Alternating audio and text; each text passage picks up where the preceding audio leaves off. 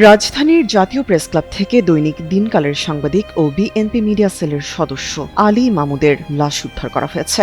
সকালে জাতীয় প্রেসক্লাবের একটি শৌচাগার থেকে তার লাশ উদ্ধার করে পুলিশ জানায়, পরিবারের সদস্যদের উপস্থিতিতে জাতীয় প্রেসক্লাবের একটি শৌচাগারের তালা ভেঙে মামুদের লাশ উদ্ধার করা হয়। তার এমন আকস্মিক মৃত্যুতে শোকের ছায়া নেমে এসেছে পরিবার ও স্বজনদের মাঝে।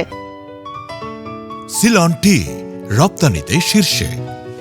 এদিকে মামুদের মৃত্যুর যথাযথ কারণ এখনো জানা যায়নি। প্রাথমিকভাবে ধারণা করা হচ্ছে হৃদযন্ত্রের ক্রিয়া বন্ধ হয়ে তার মৃত্যু হয়েছে। বিষয়টি নিশ্চিত করে শাহবাগ থানার ওসি মোহাম্মদ মনিরুজ্জামান গণমাধ্যমকে জানান, লাশ উদ্ধারের পর প্রয়োজনীয় আইনগত প্রক্রিয়া সম্পন্ন করা হচ্ছে। মৃত্যুর সুনির্দিষ্ট কারণ জানতে মরদেহের ময়না তদন্তের প্রস্তুতি নেওয়া হচ্ছে।